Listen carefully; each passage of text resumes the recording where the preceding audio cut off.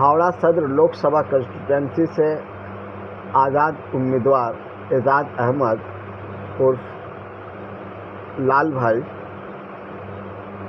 खड़े हुए हैं। एक एक्सक्लूसिव इंटरव्यू में आइए उनसे बातचीत करते हैं। हावड़ा सदर से एजाज अहमद उर्फ लाल भाई एमपी कैंडिडेट, इंडिपेंडेंट कैंडिडेट के हैसियत से खड़े हुए हैं। आइए हम उनसे बात करते हैं कि उनके कंस्टिट्यूंसी में वह अपनी जीत के बारे में क्या कहना चाहेंगे। इस वक्त लोकसभा इलेक्शन इंडिया में आपका इस्तकबाल और खैर मकदम है। मेरा पहला सवाल यह है कि आप बहैसियत कैंडिडेट और आज़ाद उम्मीदवार, आपकी लड़ाई किससे है?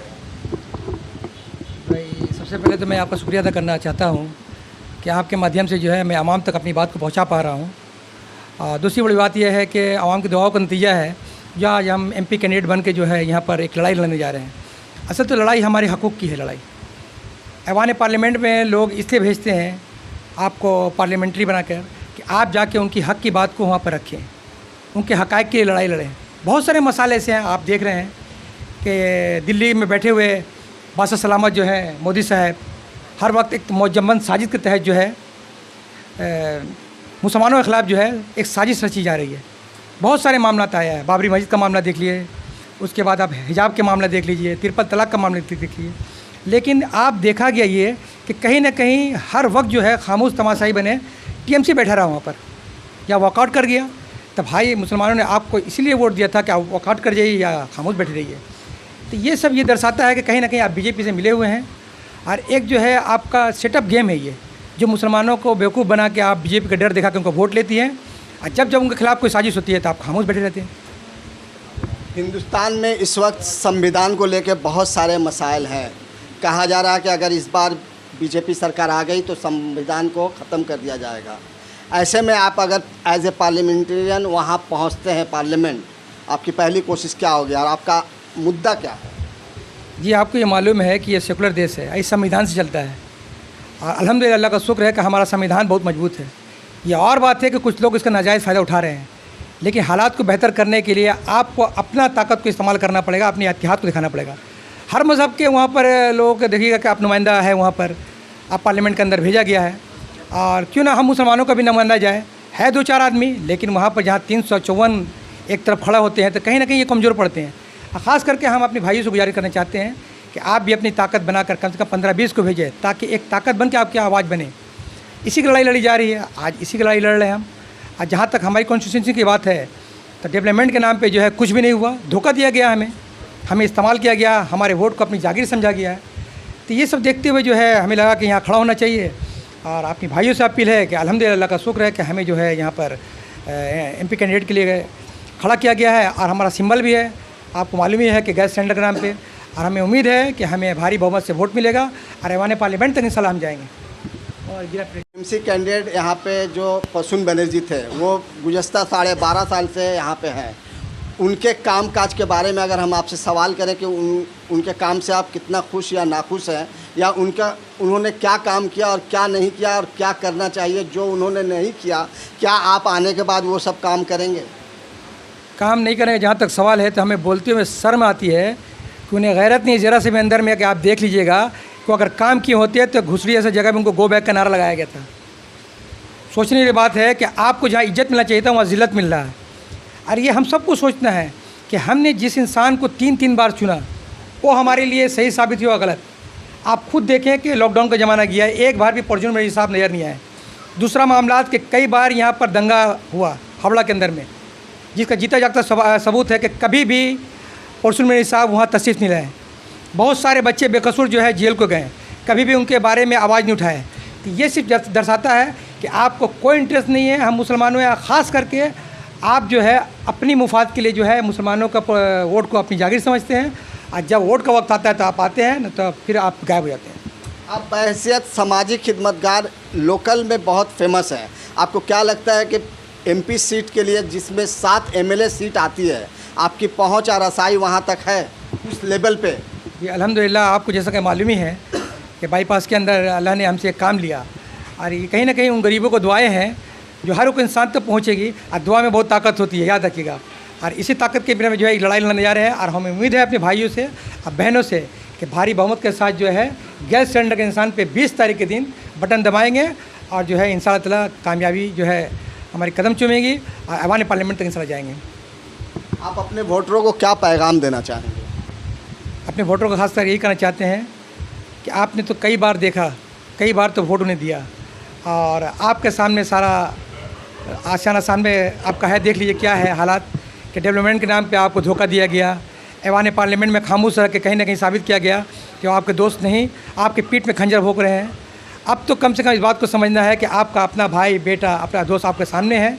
इस बार जो है आप हमें भी आजमाइए, याद रखिए इंशाअल्लाह आपके बातों में आपके कामों में खरा उतरेंगे और जो आपकी आवाज़ को जो ऐवान पार्लियामेंट में इंशाअल्लाह गूंजेगी। इस बार आपको क्या लगता है कि बंगाल से कितने सीट बीजेपी और टीएमसी को मिलने जा रही है? जी जैसा कि आपको मालूम है पिछली दफ़ा 18 सीट ममता बनर्जी साहिबा ने थाली में परोस के बीजेपी को दे दिया था और इस बार भी हमें उम्मीद है कि उनका एक और भी प्लान है इसी तरह से। तो हमें लगा कि अगर बीजेपी को रोक सकता है तो कहीं ना कहीं आपको अपनी ताकत को उठाना पड़ेगा। उसी ताकत को बन के हम उठे हैं, कम से कम कुछ नहीं तो हावड़ा को तो कम से कम सेव रख पाए बीजेपी से हम लोग, जिसकी लड़ाई हम लड़ रहे हैं। नहीं जैसा कि आपको मालूम ही है कि यहाँ वोटर का जो परसेंटेज है बहुत कम परसेंटेज में वोट होता है, तो इसके लिए खास कर हम गुजारिश करना चाहते हैं और खासकर अपनी माँ बहनों से कि इस बार जो है अपने घरों से निकल कर वोट दें। वोट तो आपकी ताकत है, खूबसूरती है हिंदुस्तान की और आपको एक मौका मिलता है कि आप अपनी पसंद के कैंडिडेट को चुन पाएँ, आप अपनी बात को ऐवान पार्लियामेंट तक पहुँचा पाएँ, आप अपनी काम को करा पाएँ। तो आपका वोट जो है आपके मुस्तकबिल को तय करता है। आपने जो दर्शा है वो आने वाला नस्ल नाश है, इसलिए सही कैंडिडेट को चुने और जो है ये फैसला जो है आपका जो है आपके हक़ में ही होगा। 2014 के बाद मुसलमान जो है हिंदुस्तान में खौफ और डर के माहौल में जी रहे हैं। ऐसे में मुसलमानों के लिए कोई भी जो कैंडिडेट हैं दूसरे पार्टी को, वो वक्त पे आके खड़े नहीं होते हैं। जैसे कि अगर आप देखें यूपी की बात हम अगर करें तो वहाँ आए दिन बुलडोजर चलती रहती है।